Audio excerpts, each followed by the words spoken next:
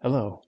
Today I'll be discussing about the moral argument for God's existence in this video with Alex O'Connor versus Frank Turek. So it'll be a series of cuts, and I'll play the video, and I'll give my comments about what they're saying, their arguments, and anything else I need to add. So I hope this will be of interest for people and informative about the existence or the morality of a God. So, Today, it's Alex O'Connor returning. And there's evil, and that's what we'll talk about today. I think, as we'll see, that evil actually shows God does exist rather than he doesn't exist. Okay, well, we'll obviously be. okay, so the first point he gives is evil, which is interesting. It's actually what they don't understand is evil occurs because we have free will. We can make the choices of anything that we want to do, but of course, there's consequences. So, when someone commits evil, it's just by their own choice. It's not, it doesn't prove or disprove God, it's just a choice. That's it. But as I stated before in previous videos, that it's very easy to prove that God is against sin. So by committing that evil, um, their lives should get worse. Now, there might be a bias associated with it. If they committed a certain evil and they end up in jail because of it, that's a bias. It's because it's associated with that evil. They got caught doing it. That doesn't really prove that God exists. But by blatantly continuing in sin, and as long as the consequence is not related to the sin that's being committed, their lives should get worse. There's a definite correlation from what I've observed and when I've been talking to other people about this. There's a definite correlation. If one blatantly continues in sin, their lives get worse. Everything gets worse. Um, so there's a correlation. As long as that consequence is not related to that sin. So, but again, we have free will. We can do whatever we want. It doesn't prove or disprove that God exists. So, Digging into that in the course of Exist unless God exists. So evil doesn't disprove God. Evil may prove there's a devil out there, but evil doesn't disprove God because there'd be no such thing as evil unless there was good, and there'd be no such thing as good unless God existed. Now, the second question there, of course, is okay, well, if there is. so actually, evil exists. It's so you have evil because you have good. So evil exists because we have free will. And how do we know that the choices we're making gives us a guilty conscience, which we call evil? Because that's where it comes from. It's deciding whether something's good or evil comes from our guilty conscience. So it's from there. And I've talked about this before, what guilty conscience is, which determines what is good and evil, which is God pushing the sins in the mind. So that's what guilty conscience is. Even the sins that are not based upon morality, he will push that in the mind, like getting drunk, cussing on one's own, etc., etc.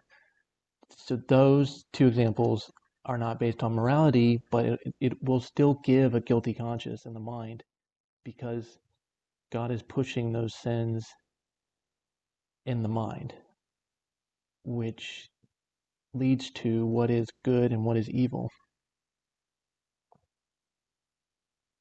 So that's what it is. Is a good God, why would he allow these evil things to occur? That's another question. Matt Dillahunty is good on this. Agnosticism is a claim to knowledge. Atheism is a claim to belief. So to say you're agnostic is to say, well, I don't know if there's a God, which I think is the rational position to take. I mean, can anybody really know for sure? And all I'm saying is because I don't know, agnosticism, I therefore don't believe, and that's atheism.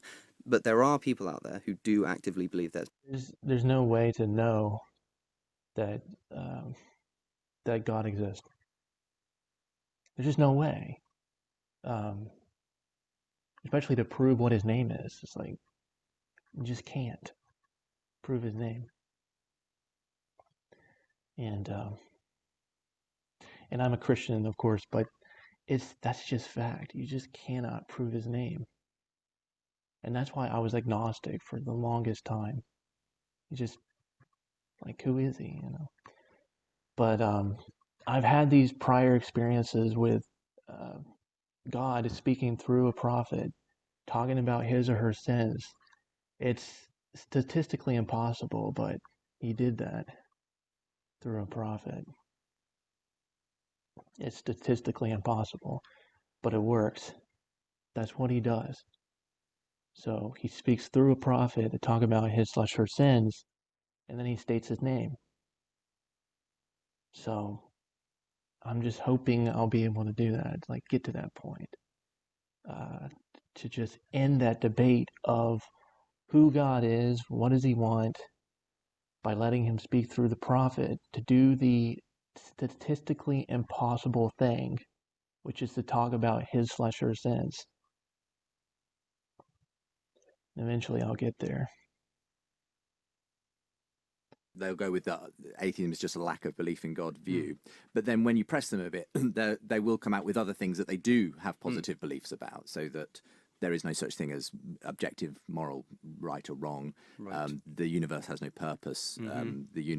All that exists is matter and motion ultimately, and those kinds of things. So do you subscribe in that sense to something like, for instance, materialism, naturalism? Yeah, and how do you know what is right from wrong? If you're an atheist, you have nothing to base morality off of. But you still get a guilty conscience. Like, where does that come from? So you already know what is right from wrong, even though you have nothing to base it off of. So Christians have the Bible to base their morality off of, but atheists don't. But they still get a guilty conscience when they commit something that they shouldn't. So where does that guilty conscience come from? Even if they commit something that's not based on morality, they'll still get that same guilty conscience. Like I discussed before. So it's in all of us what is right from wrong. And we describe it, we call it guilty conscience. Actually, it's God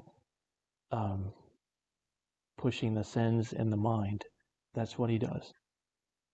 And that is guilty conscience, even if it's not based on morality. And Well, so on. for me, it's a case-by-case basis. Okay. So do you think that for objective morality, it must be the Christian God? No, it could be another God, right? Yeah, you're absolutely right. And that's what I was going to say, that there are other arguments. You don't get all the way to the Christian God with the moral argument. Sure. But with other arguments, I think, in my opinion anyway, you arrive at the grounding for morality as God, and that God happens to be the Christian God. Let me put it the other way, I guess, to you, Alex. If objective morality did exist, would it at the very least disprove atheism, which is actually what the title of the video is? Well, Which is what I did. Isn't that what I just did? Well, yeah. So morality is based off of the guilty conscience in our mind. So even the guilty conscience of what's not even based on morality, like cussing on one's own, drinking, you'll still get that push in the mind of that guilty conscience unless you confess that sin. If you confess the sin of those two, which is not based on morality, that guilty conscience will go away, which it should not. So, yeah.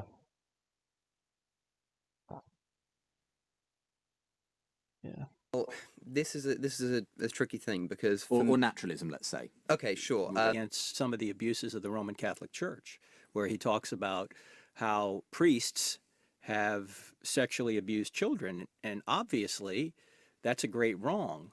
But my Yeah. And the reason why they do that is because they cannot marry.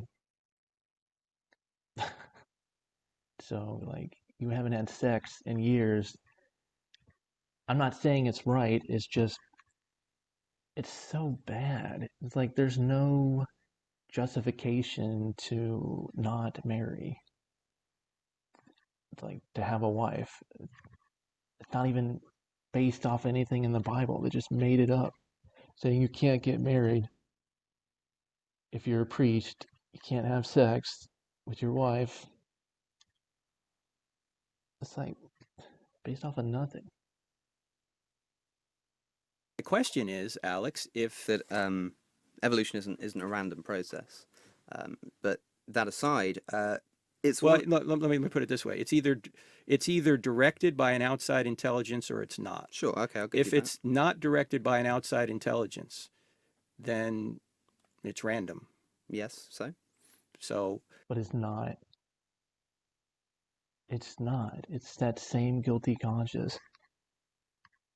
And the only way to get rid of it is to confess that sin, which shouldn't get rid of it, but it does. Um, it's really bizarre. Absolutely bizarre. It gets rid of it. Gets rid of the guilty conscience when you confess that sin, even if it's not based on morality. So bizarre. if it's directed by intelligence, then perhaps God exists. If it's not sure. directed by intelligence, why should we believe anything we think? Means that it is subjective. Yeah, see, I don't buy into.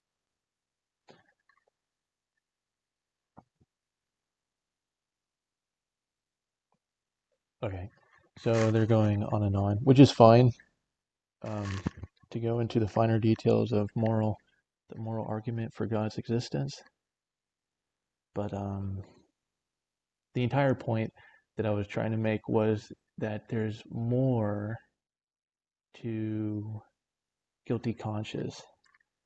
So every one of us have this guilty conscience of what's right or wrong inside of us, and that guilty conscience can come from the actions that we take that are not based on morality, such as cussing and getting drunk on our own.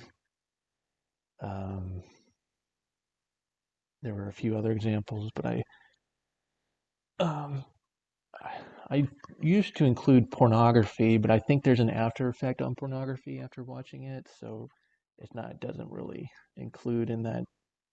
Oh, that's not based on morality, but suffice to say that the getting drunk and cussing on your own are two, if not more examples, if there are not more examples of the guilty conscience that occurs after that is committed, which shouldn't happen. It's not based upon morality, but everyone will still get that guilty conscience of committing those two, which is bizarre in of itself. And the only way to get rid of that guilty conscience is to confess that sin to God and wholeheartedly, and that guilty conscience will go away, which shouldn't go away. Just confessing something doesn't get rid of the guilt, but it does. So those are my two main arguments for the existence of God that's against sin. So hopefully you enjoyed this video and found this very informative, and I will come out with more videos. Thank you.